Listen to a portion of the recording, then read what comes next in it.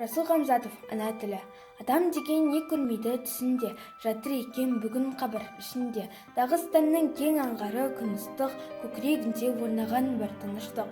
Асау өзен арқарайды жардырып, жұрт тараған жалғыз мені қалдырып. Мен жатырмын үнсіз туған жерімде, жер болады балғын тәнім менің де. Мен жатырмын қара жерге табына, жоламайды келмейді ешкім маңыма. Тек қырандар шаңқылдайды шың жақта, бұғылар кеп ыңырсиды бір жақта. Кетті ғой деп қышын ғана жасында, жыламайды ешкім молам басында. Жарым қайда, досым қайда кешегі, анам қалай жатқанымды білмеді. Бар адамнан жатырмын тек бөлек мен, бір дауысты естіп қалдым кенеттен. Естідім мен осы арадан үнінде, екі кісі сөйлесті авар тілінде. Мен жатырмын қара жерде көз жұмып, мына екеуі күбірлейді сөз қылып. Асан деген бір кісінің сұмдығын, Али деген бір кісінің қулығын. Естідім мен сөзін ана тілімнің, бойым жылып лезде мен кірілдім. Балгер демес, дәрге де емес емдейтін, тек өзімнің ана тілім сөйлейтін.